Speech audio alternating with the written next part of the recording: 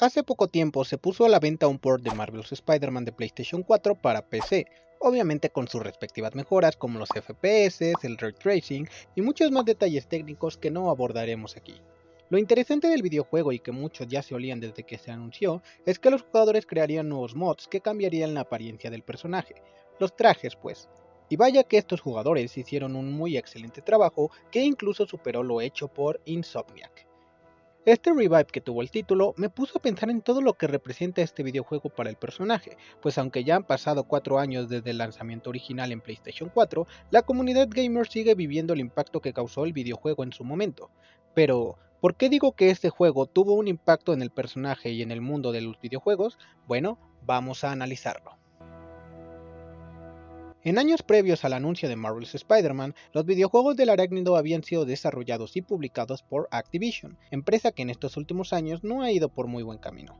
De hecho, desde entonces digamos que vivía una caída al menos en cuanto a calidad de videojuegos que publicaba año tras año. El último buen título que hicieron los desarrolladores de Spider-Man, al menos para el público general, fue Spider-Man Shattered Dimensions, pues aparte de traer una propuesta innovadora al poder manejar a 4 versiones distintas del trepamuros, también contenía un buen gameplay a la hora de jugar, con estilos diferentes de luchas dependiendo la versión que estuvieras encarnando en ese momento. Si me lo preguntan, yo no lo considero uno de los mejores, pues más allá del estilo y la idea del Spider-Verse que en su momento resultaba un tanto innovadora, los demás aspectos del título parecían una copia barata de lo visto en la saga de Arkham. Además, uno de los aspectos fundamentales del personaje ni siquiera se encontraba en el videojuego, el cual es el balanceo. Sí, contábamos con un balanceo, pero que era gravemente limitado por los escenarios y que se sentía como un retroceso en comparación con títulos previos de la compañía. Y la cosa no mejoraría, pues un par de años más tarde saldría el videojuego basado en la primera película de Amazing Spider-Man, el cual fue peor valorado que sus antecesores, aunque tampoco era un bodrio. Pero con la secuela basada en la película homónima, llegaron a su punto más bajo, entregando un título que no solo no innovaba con respecto a la primera entrega, sino que incluso parecía un grave retroceso tanto gráfico como en jugabilidad. Verán, se implementaron mecánicas de balanceo que dependiendo del lado que quisieras lanzar la telaraña, debías apretar el gatillo correspondiente, pero se notaba que había mucho por pulir, pues el personaje no iba en la dirección deseada, provocando que chocara con paredes constantemente. Además de eso, había una barra de héroe o villano que se iba inclinando hacia un lado u otro, dependiendo de si resolvías crímenes por la ciudad o si los ignoraba, provocando que si hacías esto último, unos robots vinieran a atacarte. Mamón, yo solo quiero recorrer Nueva York tranquilamente, no me penalices por no ser un héroe todo el tiempo. Oh, y no me hagan hablar de la cinemática cada que resolvías un crimen, porque cortaba por completo el ritmo del gameplay, además de que se volvía molesto y repetitivo. With police vehicles stuck in traffic, Spider-Man. Con este videojuego siendo el peor de la era 3D del personaje, aunado al tremendo fracaso en taquilla y críticas que supuso la película, llevó a Marvel a replantearse las cosas, pues ya no estábamos en una época donde los videojuegos basados en películas de superhéroes fueran una buena estrategia de marketing. Es así como se acercó a diferentes desarrolladoras hasta dar con Insomniac Games.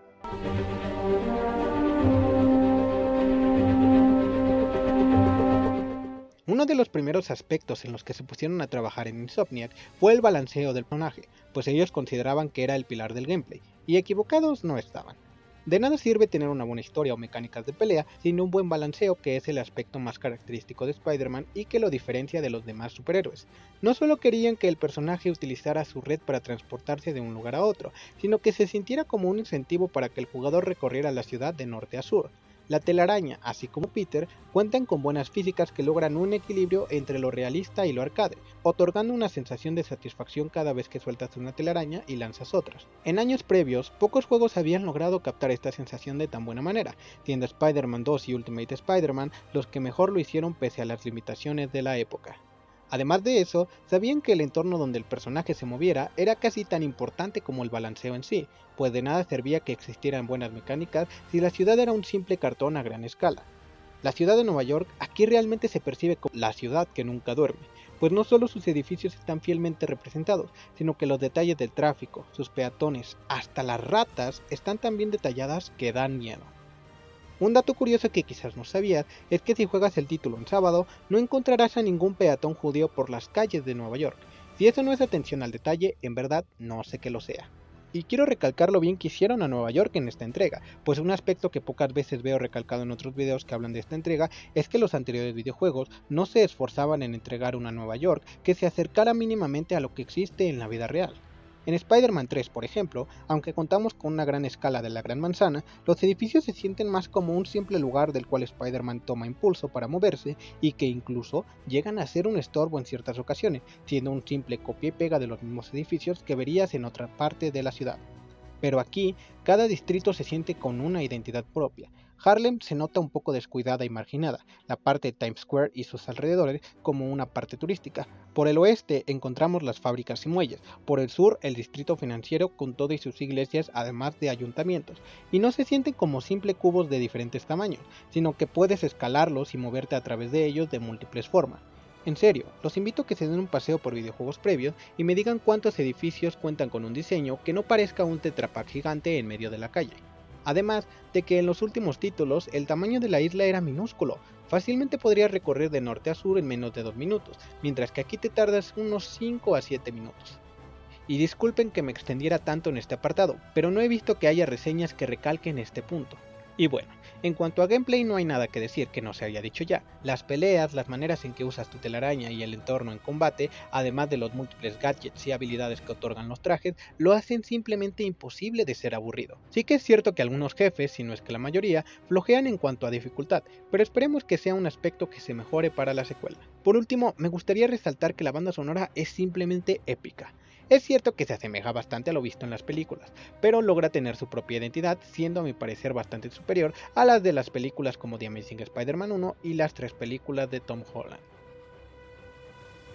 Claro que hoy en día no todo se trata sobre jugabilidad, pues debe coexistir con la historia que se nos cuente. Y les adelanto que esta es la mejor historia que se ha escrito del personaje en la época contemporánea. Quizás muchos Nostal-fans me maten por esto, pero es incluso mejor que la trilogía de Tobey Maguire. Uno de los problemas que se tenían constantemente a la hora de adaptar al personaje era cómo adaptarlo a la época moderna. Ultimate Spider-Man lo hizo muy bien en sus primeros números, pero los 2000 fueron una época de transición hacia las nuevas tecnologías, pero 2018 era un año en el cual el mundo ya era completamente diferente. Spider-Man Homecoming lo intentó y fracasó estrepitosamente, dando la sensación de que este Peter dependía mucho de la tecnología y de Tony Stark, un debate que por cierto no tendremos en esta ocasión. Sin embargo, aquí se logró de manera perfecta, y bueno, digamos que tiene la ventaja de ser un videojuego, que te permite sumergirte de lleno en lo que pasa. Es decir, nosotros como jugadores vamos progresando con la tecnología que crea Peter, logrando una sensación de progreso que avanza con la historia. El jugador decide qué usar en qué situación, incluso si quieres pasarte el juego sin utilizar ningún gadget también podrías hacerlo perfectamente, aunque sería un tanto ridículo. Otro punto esencial del personaje era su dualidad entre su vida como héroe y su vida personal, aspecto que vemos claramente reflejado en la trama, pues si a Peter le va bien, a Spider-Man le va mal y viceversa. Esto sobre todo se demuestra al final de la historia, donde Peter debe elegir entre salvar a la ciudad o salvar a su tía, anteponiendo su responsabilidad como héroe y entregándonos uno de los momentos más tristes en toda la historia del personaje. Pese a que en la mayoría de videojuegos quieres ser Spider-Man y simplemente repartir putazos entre los criminales, además de balancearte por la ciudad, la historia de este título verdaderamente te llama a querer saber más sobre la vida de Peter, desde cómo va a solucionar el pagar su renta, sus conflictos amorosos con Mary Jane, problemas por llegar tarde al trabajo, cómo lo percibe la ciudad, conflictos con el villano principal quien fue su mentor, etc. Y es que este videojuego no solo enriquece su historia a través de sus cinemáticas o diálogos previos a alguna misión, sino que muchos de los actos que cometemos como héroe se ven reflejados en la percepción gracias a un personaje importante en la vida del trepamuros, J.J. Jameson. A pesar de que no aparece tal cual en alguna cinemática o de manera digamos presencial, podría decir que Jameson es un personaje principal de la historia del videojuego, dándonos una perspectiva que, aunque cegada por su odio al arácnido, nos hace entender cómo percibe la ciudad al amigable vecino conforme avanza la historia o ayuda a resolver eventos alrededor de la ciudad, como salvar personas, evitar un robo o incluso hasta el cambiarse de traje. Amigo, siempre pensé que Spider-Man era un hazmerreír, pero esto lo confirma. Como si esa espantosa araña blanca no fuera suficiente, recibí reportes de que lo vieron con un nuevo traje.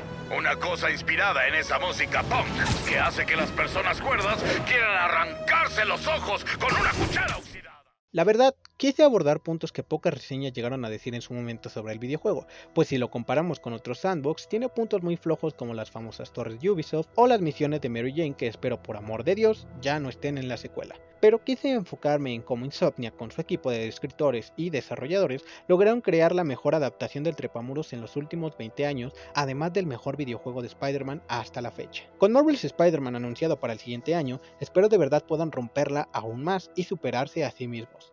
¿Tú qué piensas de este título? ¿Lo consideras el mejor? Déjame saberlo en los comentarios. Te ha hablado tu amigable vecino, Spider Henry.